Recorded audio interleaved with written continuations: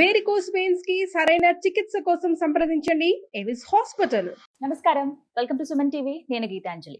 December 28వ తారీఖున శని త్రయోదశి. ఈ సందర్భంగా ఆ రోజు ఒక విశిష్టత, అలాగే విధిగా అందరూ ఆచరించవలసింది ఏమిటి, నియమాలు ఏమైనా ఉన్నాయా, శని దోషం ఎవరైతే ఉందో వారి జాతకాల్లో వారు ఎటువంటి పరిహారాలు చేసుకోవాలి తెలుసుకుందాం. వివరించేందుకు ప్రస్తుతం మనతో పాటు ఉన్నారు ప్రముఖ జ్యోతిష్యులు బ్రహ్మశ్రీ నందిభట్ల శ్రీహరి శర్మ గురువు గారు. వారితో మాట్లాడదాం.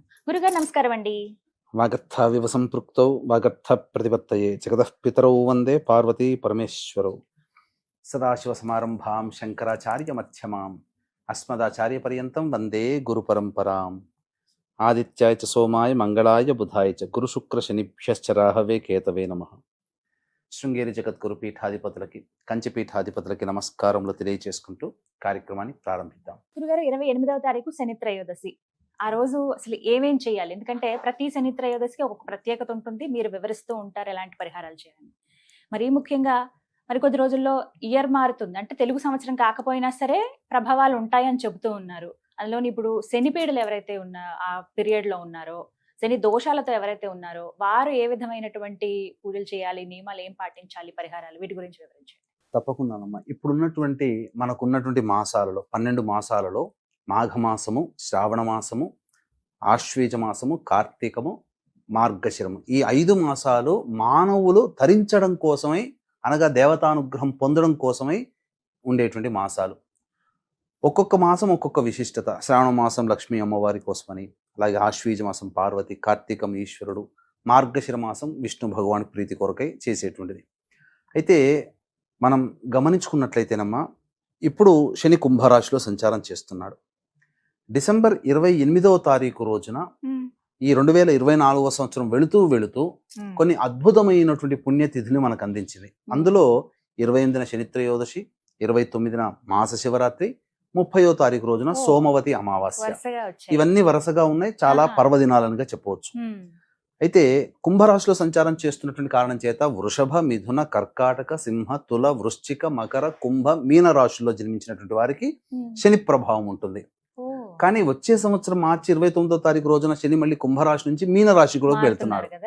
వెళ్ళినప్పుడు ఈ యొక్క ధనుస్సు రాశికి, మేష రాశికి మరియు కన్యా రాశికి లేనటువంటి దోషాలు ఏవైతే శని దోషం ఉందో, వచ్చే సంవత్సరం నుంచి మళ్ళీ ఈ 3 రాశులు కూడా ఎఫెక్ట్ అవుతాయి. మళ్ళీ తర్వాత ఇప్పుడు మనకు అర్ధాష్టమ శని దోషం పోయిందని వృశ్చిక రాశి వాళ్ళు, అష్టమ శని దోషం పోయిందని కర్కాటక రాశి వాళ్ళు సంతోషపడాల్సింది లేదు. ఎందుకనంటే మళ్ళీ జూలై 8వ తారీఖు రోజున వక్రించినటువంటి శని ఫలితాలు మళ్ళీ అక్టోబర్ మాసంలో మళ్ళీ కుంభరాశిలోకి సంచారం జరగడం. ఈ కారణం చేత ఏమవుతుందనంటే మొత్తము 12 రాశులు కూడా శని ప్రభావానికి 2025వ సంవత్సరంలో గురి అవ్వబోతున్నాయి. అందుకే శని ఏంటనంటే విధ్వంసానికి కారకుడు. ఎక్కువగా శని ప్రభావం ఉన్నప్పుడే సామూహికమైనటువంటి ఇబ్బందులు కలుగుతూ ఉంటుంటాయి. పైగా శని భగవాన్ గురించి చెప్పాలి అని అంటే, మనం ఈ జన్మలలో పుణ్యం చేసిన, పాపం చేసిన ప్రత్యక్ష సాక్షిభూతుడు సూర్య భగవానుడు. పుణ్యం చేస్తే పుణ్య ఫలితాన్ని వచ్చే జన్మలో, పాపం చేస్తే పాప ఫలితాన్ని వచ్చే జన్మలో మన చేత అనుభవింపచేసేవాడు కారక గ్రహం శని భగవానుడు అవుతాడు. అందుకనే ఏలినాడు శని, అష్టమ శని, అర్ధాష్టమ శని దోష రాశులు ఉన్న వాళ్ళకి ఎక్కువగా ఇబ్బందులు ఎదురవుతూ ఉంటుంటాయి ఈ యొక్క శని ప్రభావం వలన. అయితే వెళుతూ మనల్ని ఉద్ధరించడం కోసమే ఈ 2024వ సంవత్సరం మనకు ఒక మంచి రోజులను అనేది అందిస్తుంది. అందులో శని త్రయోదశి ఒకటి. పైగా ఈ శని త్రయోదశికి ఈ 2024లో ఆఖరులో వచ్చేటువంటి డిసెంబర్ 28వ తారీఖు రోజున వచ్చేది శని త్రయోదశి ఒక గొప్ప ప్రాముఖ్యత, విశిష్టత ఏంటంటే, శని నక్షత్రాలు ఉత్తరాభాద్ర, పుష్యమి, అనురాధ. ఈ అనురాధ నక్షత్రం ఒకటి శని త్రయోదశి రోజున ఉన్నది, డిసెంబర్ 28వ తారీఖు రోజున. కాబట్టి ఎవరైతే ద్వాదశ రాశుల్లో జన్మించిన వాళ్ళందరూ కూడా వీక్షించేటువంటి సుమన్ టీవీ ప్రేక్షకులు గమనించుకోవాలి. శని యొక్క గమనాన్ని అనుసరించి వచ్చే సంవత్సరం మొత్తం 12 రాశుల వాళ్ళు శని ప్రభావానికి గురవుతారు. కాబట్టి ఇప్పుడు మనం చెప్పుకోబోయేటువంటి పరిహారాలు ఏవైతే ఉంటాయో అవి ఎల్లరూ ఆశించి చేసి ఆ శనీశ్వరునికి అనుగ్రహం పొందడం ద్వారా భవిష్యత్తులో వచ్చేటువంటి 2025 సంవత్సరంలో వచ్చే కష్ట నష్టాల నుంచి బయట పడగలుగుతామని చెప్పడంలో ఏమాత్రం సందేహం లేదమ్మా. మరి ఆ రోజున ప్రత్యేకించి ఏమైనా నియమాలు పాటించాలా అండి?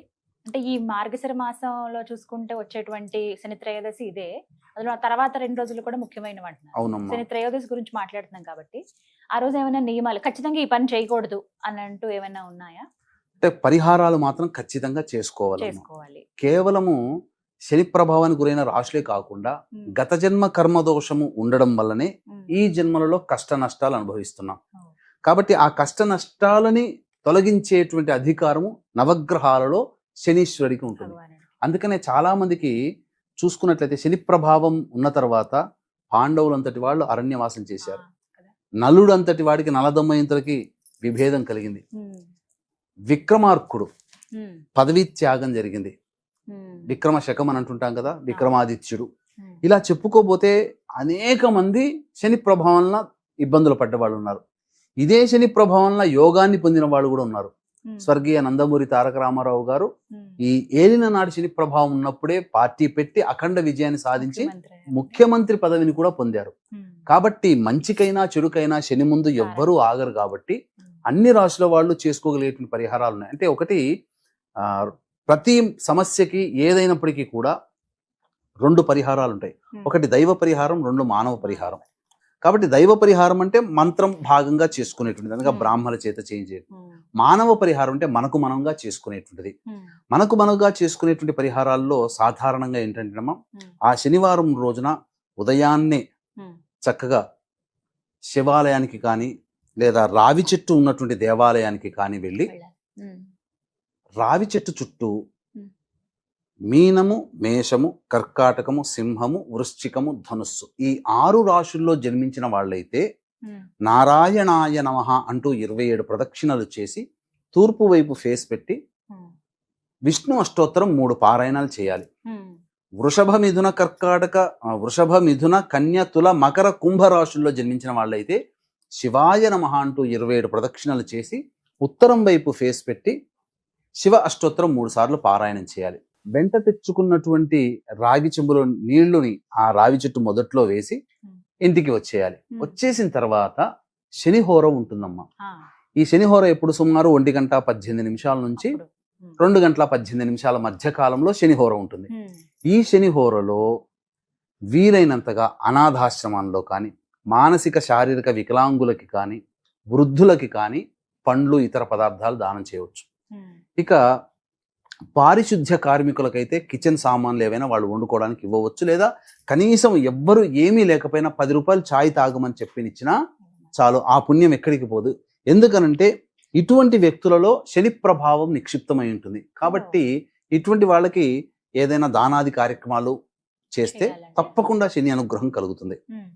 ఇక ఆ తరువాత ప్రదోషకాల సమయం అనేటువంటిది ఆసన్నమవుతుంది. అనురాధ నక్షత్రం మొత్తం ఉంది కాబట్టి ఆ శనివారం రోజున ప్రదోషకాల సమయం అంటే సుమారు 5:22 సూర్యాస్తమయం అవుతుంది. కాబట్టి ఈ సూర్యాస్తమయం కంటే ముందుగానే, అంటే సుమారు 4 గంటలకల్లా కాలకృత్యాదులు తీర్చుకొని నవగ్రహాలు ఉన్నటువంటి శివాలయానికి చేరుకోవాలి. చేరుకొని నవగ్రహాల చుట్టూ శివాయ నమః అంటూ 27 ప్రదక్షిణలు చేసి శనైశ్వర స్వామికి అచ్చమైనటువంటి నల్ల నువ్వుల నూనెతో అభిషేకం చేసుకోవాలి. ముందుగా అభిషేకం చేయడం కంటే ముందుగా ఇనుమ ప్రమిదతో కానీ లేదా మట్టి ప్రమిదలో కానీ నల్ల నువ్వుల నూనె వేసి నల్ల బట్టని కొద్దిగా కట్ చేసి ఇలా చేస్తే ఒత్తిలాగా అవుతుంది. దాన్ని ఒత్తి వెలిగించి శనీశ్వరుడికి అభిషేకం చేయాలి. బ్రాహ్మడు దొరకడు, అటువంటి అప్పుడు శివాయ నమః అనుకుంటూ కూడా అభిషేకం చేయొచ్చు. చేసిన తర్వాత నల్ల నువ్వులతో చేసినటువంటి లడ్డూలని నైవేద్యంగా పెట్టాలి. ఇక ప్రదోషకాల సమయంలో శివాలయంలో లేదా ఈ సమయంలో కొన్ని కార్యక్రమాలు చేసుకోవాలమ్మా. వీక్షించేటువంటి సుమన్ టీవీ ప్రేక్షకులకి గమనిక, ఈ యొక్క శని త్రయోదశి సందర్భంగా 12 రాశుల్లో జన్మించిన వాళ్ళకి శనిదోష పరిహారార్థమై శనిదోష నివారణ హోమాలు, మరియు వివాహం కాని అబ్బాయిలు అమ్మాయిలకి హోమాది కార్యక్రమాలు, గత జన్మ కర్మదోష నివారణలకు సంబంధించినటువంటి హోమాలు పర్ హెడ్ 1500 రూపాయలకు చేయించడం జరుగుతుంది. మధ్యాహ్నం 3 గంటలకు ప్రారంభమవుతుంది. 1 గంట లోపల నమోదు చేసుకోవచ్చు మీ గోత్రనామాలు. కార్యక్రమ తదనంతరం కాంటాక్ట్ చేసి వివరాలు తెలుసుకోవచ్చు. అలాగే వ్యాపారాభివృద్ధి, ఉద్యోగాభివృద్ధి, వృత్తిలో అభివృద్ధి, దాంపత్య సమస్యలు, వివాహ సమస్యలు తొలగడం కోసం సోమవతి అమావాస్య డిసెంబర్ 30వ తారీఖు రోజున మధ్యాహ్నం 3 గంటలకి శత్రు నిర్మూలనకై ప్రత్యంగిర, బగళ, ధూమవతి హోమాలతో పాటు కమలాత్మిక హోమం కూడా చేయించడం జరుగుతుంది. వీటికి కూడా పర్ హెడ్ 1500. అవకాశం ఉన్న వాళ్ళు కార్యక్రమ తదనంతరం కాంటాక్ట్ చేసి నమోదు చేసుకోవచ్చు మీ గోత్రనామాలు. ఇక ప్రదోషకాల సమయంలోనమ్మా శివాలయానికి చేరుకోవాలి. చేరుకుంటే ప్రతి శివాలయంలో కాలభైరవుడు ఉంటాడు సాధారణంగా. లేకపోతే మెయిన్ అంతరాలయం కంటే బయట బాహ్యాలయం ఒకటి ఉంటుంది. అక్కడ కూడా శివలింగం ప్రతిష్ఠిస్తారు. ఆ శివలింగానికి మీరు నల్ల నువ్వుల నూనెతో అభిషేకం చేయండి. ప్రదోషకాల సమయంలో చేయాలి. శనివారము, త్రయోదశి, ప్రదోషకాలము ఉండడం అనేటువంటిది చాలా గొప్పదైనటువంటి సమయం. ఆ ప్రదోషకాల సమయంలో వృషభారూఢుడై పార్వతీ సమేతముగా భూలోకానికి వస్తాడు పరమేశ్వరుడు. శ్రీశైలం నల్లమల గుండా వెళతాడు. కాబట్టి ఆ ప్రదోషకాల సమయం చాలా ప్రాధాన్యమైనటువంటిది. ఈ ప్రదోషకాల సమయంలోనే కాశీలో విశ్వేశ్వరుని స్పర్శ అనేటువంటిది కలగజేస్తారు ప్రదోషకాల సమయంలోనే. కాబట్టి శివాభిషేకం జరుగుతుంటుంటే సాక్షాత్తు ఆ యొక్క పరమేశ్వరుడే మీ మొర ఆలకిస్తాడు. అభిషేకం అయిన తర్వాత అష్టదళ పద్మాలతో, అంటే చామంతి పూలు, గన్నేరు పూలు, మల్లెపూలు, తీగ మల్లెపూలు, తర్వాత శంఖు పుష్ప పూలు, కలువ పూలు, తామర పూలు, ఇలా ఏదైనా కానీ 8 రకాలైనటువంటి పుష్పములతో ఆ స్వామికి అర్చన చేస్తే విశేషమైనటువంటి పుణ్య ఫలితం కలుగుతుందమ్మా. ఆ శివానుగ్రహం కలుగుతుంది. తద్వారా శని భగవాన్ యొక్క సమస్యలు 12 రాశుల్లో వాళ్ళకి తీరిపోతాయి. అన్నిటికంటే ముఖ్యంగా అవకాశం ఉంటే గనక మధ్యాహ్నం 1 గంట టు 1:18 నుంచి 2:18 మధ్య కాలంలో, లేదా ప్రదోష కాలంలో అభిషేకానికంటే ముందే శివాలయంలో కూర్చొని, ఈ రోజున యూట్యూబ్ ఓపెన్ చేస్తే రానివంటూ స్తోత్రాలు లేవమ్మా. దత్తాష్టకము, కాలభైరవాష్టకము, అలాగే కాళీ కవచము, హనుమాన్ చాలీసా, శివ చాలీసా, ఈ 5 కూడా వీలైతే 11 సార్లు, లేకపోతే కనీస పక్షంలో 3 సార్లైనా పారాయణం చేసి అభిషేకం చేసి ధూపదీప నైవేద్యాలు ఇవ్వవచ్చునమ్మా. ఈ విధంగా చేసినటువంటి మానవులకి ఖచ్చితంగా 2025 సంవత్సరంలో ఆ శని భగవాని వలన వచ్చేటువంటి సమస్యలన్నీ తొలగిపోతాయి. ప్రధానంగా ప్రతి దాంట్లో మీ సంకల్పం అనేటువంటిది దగ్గరుండి ఆ శనీశ్వరుని వల్లనే 2025 సంవత్సరంలో మీ యొక్క సంకల్పం నెరవేరుతుంది అని చెప్పడంలో ఏమాత్రం సందేహం లేదు. ఈ విధంగా ఈ పరిహారం చేసుకుంటే, ఎందుకంటే చాలా మంది భయపడేది ఇక్కడేనండి, శని పీడ ఉంది, మళ్ళీ ఇంకా రాబోతున్న కాలంలో కూడా ఇంకా ఎక్కువ అవబోతుందేమో, అవి తట్టుకోవాలంటే ఎలా అని చెప్పి భయపడుతూ ఉంటారు సాధారణంగా. సో ఇదొక కలిసి వచ్చేటువంటి ఒక అవకాశం. పైగా మార్గశిర మాసంలో రావడం విష్ణు భగవానికి సంబంధించినటువంటి మాసం కదమ్మా. ఆ విష్ణు భగవాని తోడల్లుడే శని భగవానుడు. కాబట్టి శనీశ్వరుని యొక్క అనుగ్రహం కలిగితే కష్టాలు తీరుతాయి విష్ణుదేవుని యొక్క అనుగ్రహం వల్ల అని చెప్పవచ్చు. చాలా చక్కగా వివరించారండి. ధన్యవాదాలు గురువు గారు. సర్వం శ్రీ ఉమామహేశ్వర పరబ్రహ్మార్పణమస్తు.